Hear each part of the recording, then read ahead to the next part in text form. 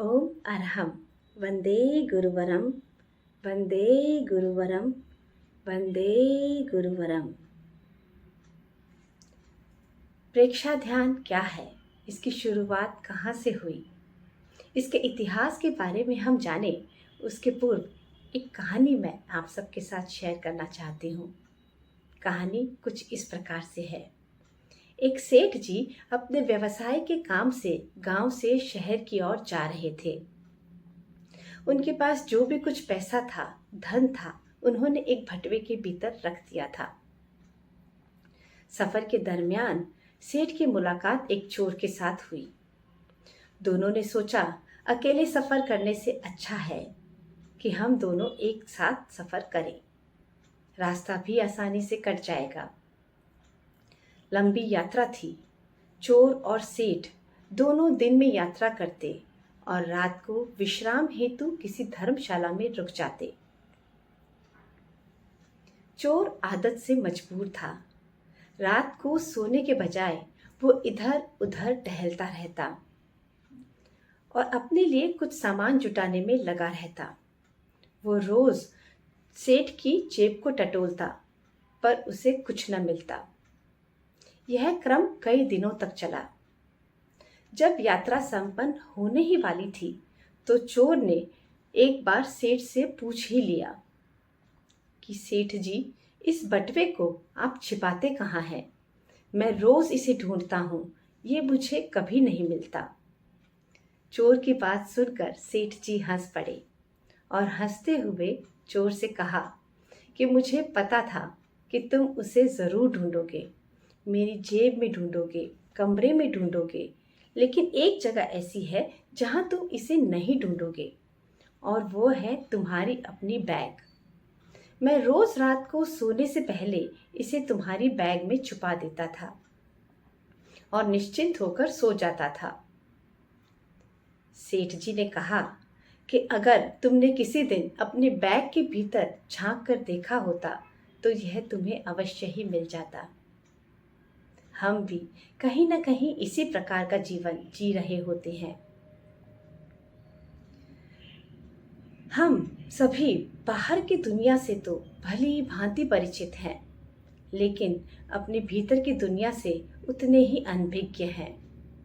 हम बाहर की दुनिया में इतने ज़्यादा खो जाते हैं, इतने ज़्यादा व्यस्त हो जाते हैं कि हमें हमारे भीतर झांकने का अवसर ही नहीं मिलता। अपने भीतर झांकने का सबसे सरल और सटीक उपाय है ध्यान।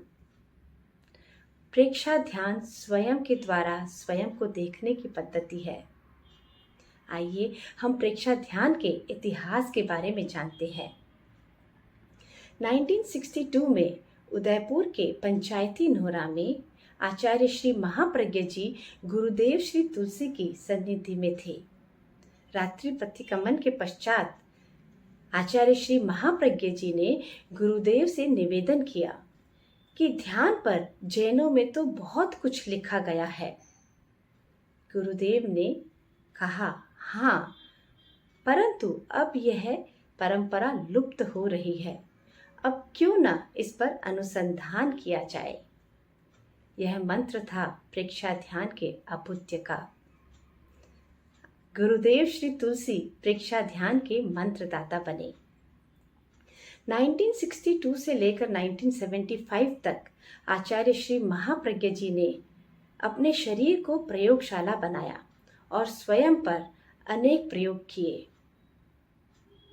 6 महीनों का एकांतवास, गहरी साधना और गहन अध्ययन के पश्चात 1975 में जयपुर में प्रेक्षा ध्यान को जनता के समक्ष प्रस्तुत किया गया और 1975 में जयपुर के ग्रीन हाउस के शीश महल में प्रेक्षा ध्यान का नामकरण भी हुआ।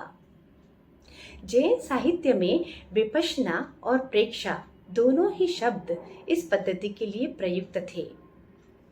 प्रेक्षा ध्यान या विपश्यना ध्यान दोनों में से कोई भी नाम इस पद्धति को रख दिया जा सकता था, परंतु विपश्यना ध्यान इस नाम से बौद्ध धर्म में ध्यान की पद्धति प्रचलित है, इसलिए प्रेक्षा ध्यान इस नाम का चुनाव किया गया।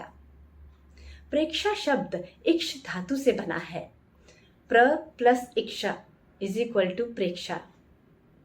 इक्ष का मतलब है देखना, प्रेक्षा का मतलब है गहराई में उतरकर देखना। देखना ध्यान का मूल तत्व है, इसलिए इस ध्यान पद्धति का नाम प्रेक्षा ध्यान रखा गया। प्रेक्षा ध्यान अप्रमाद की साधना है। इसके 8 मुख्य अंग हैं: कायोत्सर्ग, अंतर यात्रा, श्वास प्रेक्षा, शरीर प्रेक्षा, चैतन्य केंद्र प्रेक्षा, लेश्या ध्यान, भावना और अनुप्रेक्षा। इसके 3 विशिष्ट अंग हैं: वर्तमान क्षण की प्रेक्षा, विचार प्रेक्षा और अनिमेष प्रेक्षा। इसके 4 सहायक अंग हैं: आसन, प्राणायाम, ध्वनि और मुद्रा। ओम अरहम।